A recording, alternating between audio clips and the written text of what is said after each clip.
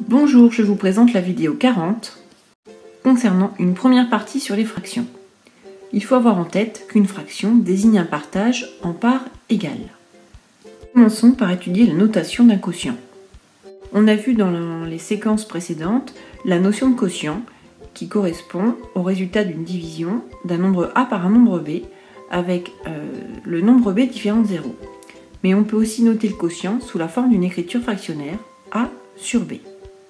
Par exemple, 27 divisé par 9 peut aussi se noter 27 sur 9, ce qui nous donnera 3. On a vu que B fois A sur B pouvait se décomposer comme B fois 1 sur B fois A, et que B fois 1 sur B donnait 1, et 1 fois A donne A. Il faudra donc retenir que B fois A sur B égale A. On dit aussi que A sur B est le nombre qui, multiplié par B, donne A. Ce qui donne par exemple 9 fois 27 neuvième égale 27. Attention, on ne peut pas diviser par 0. Un peu de vocabulaire. On a rappelé que le quotient était le résultat d'une division. Donc dans A divisé par B, A se nomme le dividende et B le diviseur. On a aussi rappelé que cela pouvait s'écrire sous la forme d'une écriture fractionnaire, c'est-à-dire A sur B, et dans ce cas, A s'appelle le numérateur et B le dénominateur. Un petit moyen mémotechnique pour retenir que numérateur est en haut, comme le nuage est en haut dans le ciel, et donc le dénominateur est en bas. Un cas particulier de quotient lorsque les nombres sont entiers. Si A et B sont des nombres entiers, l'écriture A sur B est appelée fraction. On a évoqué que A sur B peut être un nombre entier, ou un nombre décimal, ou un nombre non décimal, c'est-à-dire qui comporte un nombre infini de chiffres après la virgule. Étudions quelques exemples.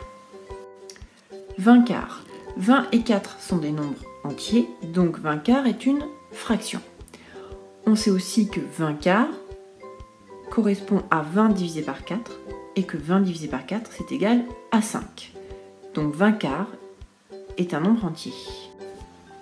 Concernant 7 cinquièmes, 7 et 5 sont des nombres entiers, donc 7 cinquièmes est une fraction. Et 7 divisé par 5 est égal à 1,4. Donc 7 cinquièmes est un nombre décimal. Terminons par 11 tiers. 11 et 3 sont des nombres entiers, donc 11 tiers est une fraction, mais 11 divisé par 3 est égal à environ 3,66666.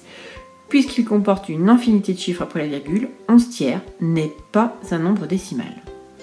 Passons maintenant à la comparaison de quotient par rapport à 1. Un quotient est plus grand que 1 si le numérateur est plus grand que le dénominateur. Pour 7 quarts, on a 7 plus grand que 4, donc 7 quarts plus grand que 1. Il faut aussi avoir en tête que l'on a partagé en 4 et que l'on répète 7 fois un quart. Donc plus grand que 4 quarts, c'est-à-dire plus grand que 1. Un quotient est inférieur à 1 si le numérateur est plus petit que le dénominateur. Pour 2 cinquièmes, 2 est plus petit que 5, donc 2 cinquièmes est inférieur à 1. Il faut aussi avoir en tête que cela signifie que l'on a partagé en 5 et qu'on a pris 2, donc moins que 1. Un quotient est égal à 1 si le numérateur est égal au dénominateur. Concernant 6 sixièmes, on a bien le numérateur égale le dénominateur, donc c'est égal à 1. Il faut aussi avoir en tête que 6 sixièmes, cela signifie que l'on prend 6 fois 1 sixième, donc la totalité, c'est-à-dire 1.